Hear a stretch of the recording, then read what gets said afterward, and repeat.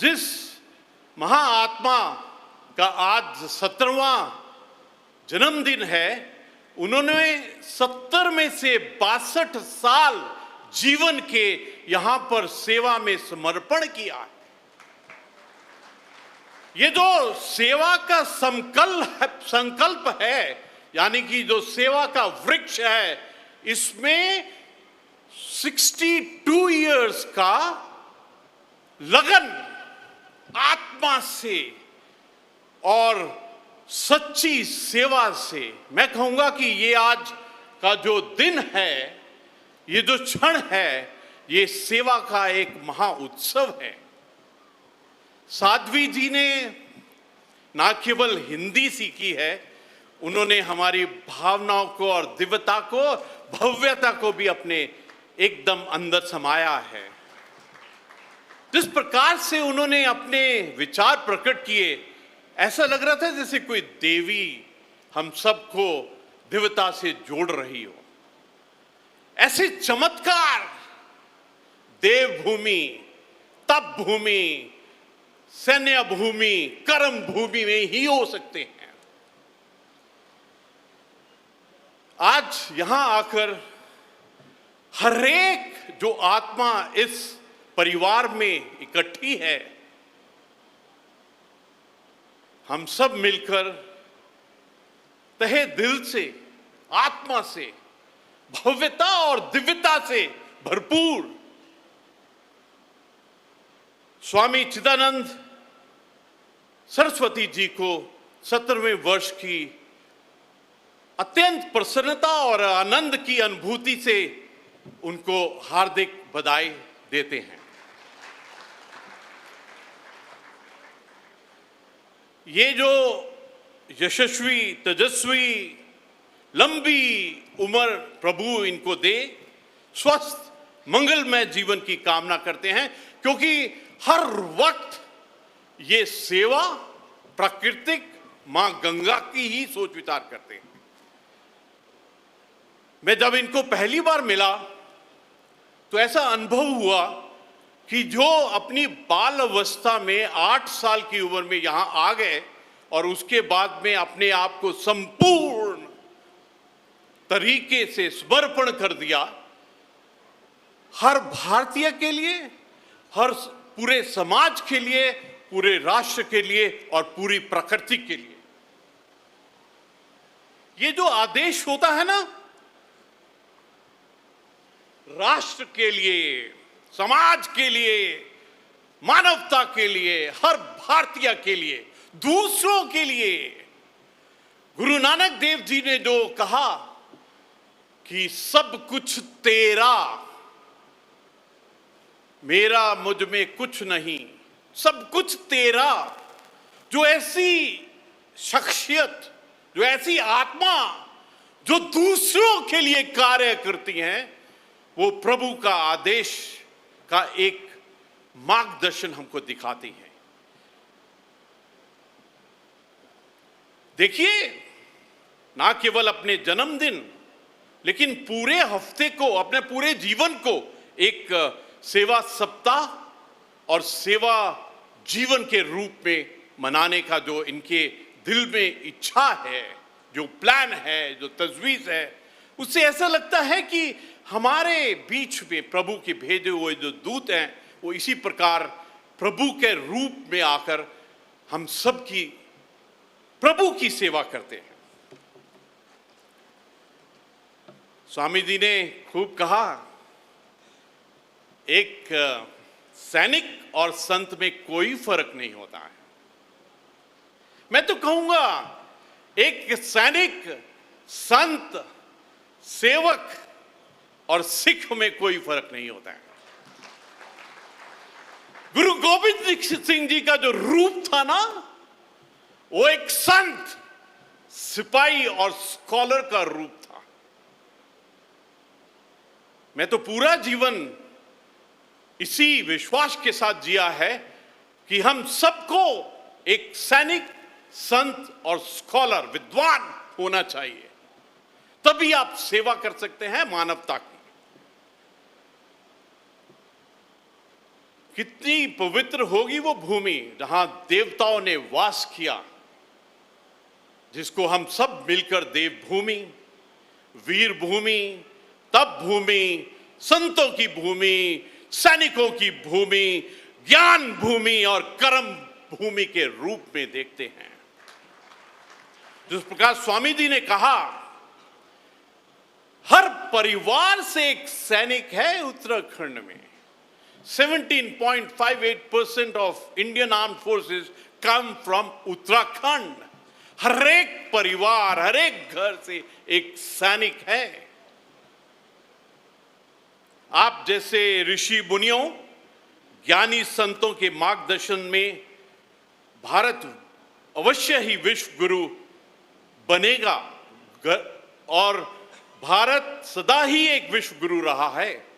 लेकिन जो बीच में, जो मुगलों और अंग्रेजों के शासन के बीच में थोड़ा समय था, अभी वो खत्म होने वाला है। भारत की महान संस्कृति, समृद्धशाली विरासत ही है जो हमारे अतीत को स्वर्णिम बनाती है, हमारे अंदर में है। आप जब श्री राम जी की कथा सुनेंगे तो आपको अनुभव होता है कि भारतीय चीज क्या है, वो कौन सी विरासत, कौन सी संस्कृति भारत की सभ्यता, संस्कृति और इतिहास ने हमको दिया है। जब आप राम जी की कथा सुनेंगे आत्मा के स्तर पर, तब आपको अनुभव होगा कि एक भारतीय किस प्रकार ब्रह्मांड से जुड़ा हुआ है, क्यों समाज की, मानवता की, राष्ट्र की रक्षा करता है, क्यों समाज और राष्ट्र के लिए अपनी प्राणों की आहुति देता है। जिस प्रकार स्वामी जी ने कहा, देखिए क्या दिव्य सोच थी उनकी। हम एक दिन मिले, स्वामी जी ने कहा कि 26 नवंबर ना बाल दिवस, वीर बाल दिवस होना चाहिए। ऐसा लगा जैसे प्रभु खुद बोल रहे हैं। और जब ऐसे शब्द, ऐसे सोच आते हैं, when such thought, ideas and perception, जब ऐसी सोच, विचार और धारणा आती हैं, तो प्रभु भी अपनी जिम्मेवारी लेता है। और उसके कुछ दिन बाद ही माननीय प्रधानमंत्री जी ने ये घोषणा की कि हर वर्ष वीर बाल दिवस मनाया जाएगा। देखिए कब सुप्रीम सैक्रिफाइस दिया था 4 साहबजादों ने, एक मिसाल दिखाई थी पूरे विश्व के अंदर में, और उससे जो एक मोटिवेशन, एक इंस्पिरेशन हर एक बाल को, हर एक यूथ को और हर एक आत्मा को होगी, वो अपने आप में एक अलग ही मिसाल होगी। इसलिए जो आपके दिव्य सोच होती है ना, वो प्रभु उसको पूरा करने के लिए एकदम लग जाता है। कितनी खुशी होती है इस बात की। और महान संतों की जो वाणी होती है, सोच, थॉट, आइडिया एंड परसेप्शंस होते हैं, उसको तो प्रभु अवश्य ही पूरा करता है। इस ज्ञान की परंपरा को आगे ले जाने वाली आप जैसे जो ऋषि मुनि आज हमारे साथ हैं, हमारी प्राचीन विरासत के साक्षी हैं, हमारी प्राचीन संस्कृति के ध्वजवाहक यानी कि फ्लैग बेरर्स हैं। जब ऐसे फ्लैग बेरर्स हैं हमारे समाज में, तो अवश्य ही भारत विश्व गुरु बनेगा। ताली थोड़ा जोर से बजाइए। ये जो ताली है ना, ये आपका खुद का निश्चय है कि भारत को विश्व गुरु बनना है।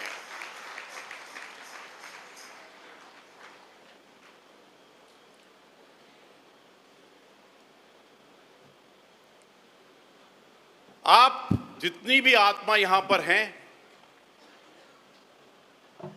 मुझको ऐसा लगता है ये एक परिवार है, ये भारत का, हमारे राष्ट्र का परिवार है, जिन्होंने सोच लिया है कि हम सेवा के मार्ग पर चलेंगे। और देखिए क्या संयोग है, क्या दिव्य संयोग है कि स्वामी जी का जन्मदिन और विश्व पर्यावरण एक साथ ही है। हर वक्त सोचते रहते हैं कि मैं फल का वृक्ष कहां लगाऊं। अभी भी कहा है कि कौन से वृक्ष वो बॉर्डर एरिया में लगाने चाहते हैं ताकि वो इलाका एम्प्लॉयमेंट, जॉब, हरियाली से भरे और हमारा परिवार वहां जाकर अपने इलाके की रक्षा करे। ये जो सोच है ना, मैं तो कहूंगा, देखिए, ये जो सोच, विचार और धारणा है हर भारतीय के सबसे ऊंचे हैं। इन सोच, विचार और धारणा को जो श्री राम जी की कथा है इनमें रखा गया है। जब आप सुनते हैं तो ये आपकी जिम्मेवारी बन जाती है कि कोग्निटिव डोमेन यानी कि सोच विचार का जो क्षेत्र है उसके अंदर में जो दिव्य भव्य सोच विचार और धारणा है वो भारतीय की एकदम अलग होनी चाहिए। मुझे जानकर बहुत प्रसन्नता है कि स्वामी जी के स्निग्ध और मार्गदर्शन में पर्यावरण, एनवायरनमेंट की रक्षा के लिए अनगिनत कार्य किए जा रहे हैं। असंख्य पौधों की रोपित किया गया है। पवित्र गंगा जी और अन्य नदियों की स्वच्छता का कार्य भी किया गया है और हर वक्त सोचते रहते हैं how to do it even with more strength and energy. एक सच्चे संत के रूप में आपके द्वारा भारतीय संस्कृति को देश विदेशों तक प्रसारित किया जा रहा है। आप पीटर्सबर्ग में हिंदू जैन मंदिर और सिडनी ऑस्ट्रेलिया में शिव मंदिर की स्थापना के प्रेरणा स्रोत हैं। कहाँ पिट्सबर्ग है, कहाँ ऑस्ट्रेलिया है, लेकिन जो सोच है ना ये सब कुछ करती है। आज हमने देखा कि हमारे बीच हमारे परिवार के जो बुजुर्ग हैं किस प्रकार सोचते हैं। उनके लिए 9 करोड़ 40 करोड़ कुछ नहीं है, उनके लिए सिर्फ अपने परिवार की सेवा करने का ही एक ख्याल है। जोर से ताली बजाइए। ये ताली आपकी आत्मा की आवाज है और आपकी ताली आपको इन कार्यों के साथ में जोड़ेगी। कितना सुंदर कहा। पहले हम डिसेबल्ड कहते थे, क्या क्या कहते थे, अब उस शब्द को बदल दिया है दिव्यांग। आपने देखा कि जब पैरालंपिक्स हुई थी, जिनको हम डिसेबल्ड कहते थे उन्होंने 75 गोल्ड मेडल लाए हैं। बात सिर्फ सोच, विचार और धारणा की है।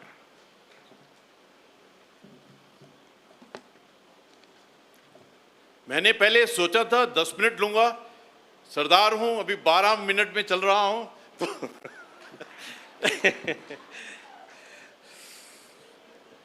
जिस प्रकार जगत गुरु शंकराचार्य जी और गुरु नानक देव जी की पवित्र परंपरा ने भारत की एकता और अखंडता के लिए विभिन्न दिशाओं में भ्रमण करते हुए अपने विचारों से लोगों को चेतना के एक स्वर में संजोया था, सबसे जरूरी हमारे लिए है समरसता, वननेस। गुरु नानक देव जी ने जब मूल मंत्र लिखा तो सबसे पहले शब्द लिखा है एकम, यानी कि वननेस, कि हम सब बराबर हैं। जो वो वननेस है ना, वो ब्रह्मांड का आदेश है। ब्रह्मांड की हर एक चीज वननेस में ही आती है। गुरु नानक देव जी ने बहुत सुंदर 3 शब्दों को जोड़कर कहा, सर्वदा भला। सबका भला सोचना ही प्रभु का दिव्य सोच थी। मैं ये बताना चाहता हूं, साझा करना चाहता हूं कि कैलाश मानसरोवर में 3 आश्रमों और अस्पताल का हॉस्पिटल का निर्माण एक बड़ा योगदान है आपका। मां गंगा जी की आरती दिव्य आध्यात्मिक अनुभूति के साथ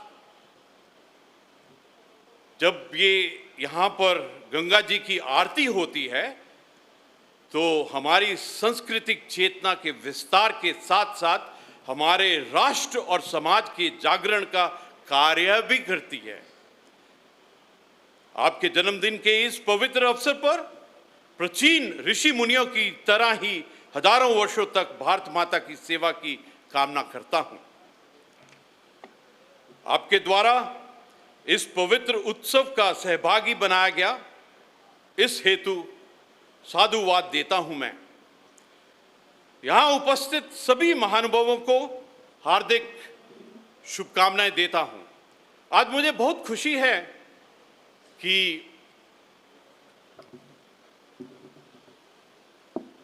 अर्जुन जी, जिनके नाम में ही राम जी है, अर्जुन राम मेघवाल जी, जो उन्होंने भक्ति गीत गाया, एकदम मंत्रमुग्ध कर दिया।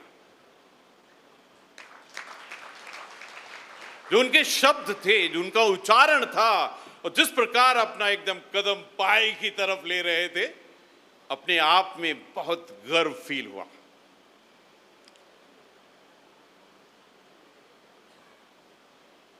साध्वी भागवती सरस्वती जी जिस पवित्रता से बोलती हैं, आज स्वामी जी का 17वां जन्मदिन है और जो साध्वी जी हैं उन्होंने 50 साल पूरे किए हैं और उसमें से 25 साल इसी स्थान पर पूरे किए हैं। अजय भाई जी, रमेश जी, भाई श्री जी और आप सब ने जो एक आत्मिक स्तर पर आनंद दिया है, वो अपने आप में एक अलग एक्सपीरियंस था। आप सब आत्माएं जो इकट्ठी बैठकर ये प्रण लिया है कि हमको राष्ट्र के लिए, हमको उत्तराखंड के लिए, हमको मानवता के लिए, हमको प्रकृति के लिए क्या करना है, ये मैं आपको देखकर एकदम बिल्कुल क्लियर समझ सकता हूं। आपने एक चीज महसूस किया होगा कि जब भी हम शांति मंत्र करते हैं तो प्रभु का नाम लेने से पहले प्रकृति को याद करते हैं। ओम शांति, अंतरिक्ष शांति, पृथ्वी शांति,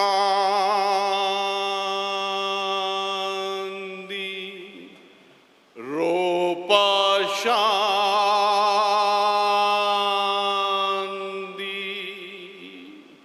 वनस्पति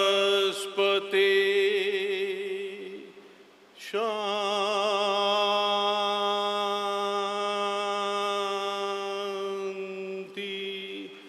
उसके बाद में प्रभु का नाम लेते हैं। गुरु नानक देव जी ने कहा था, पवन गुरु, पानी पिता, माता तरत महान। ये है हमारा परिवार। आखिर में वो एक शब्द जो हमको ब्रह्मांड के साथ में जोड़ता है, जो हमको, वो शब्द हर भारतीय को अत्यंत प्यार करता है, और वो शब्द है ओम।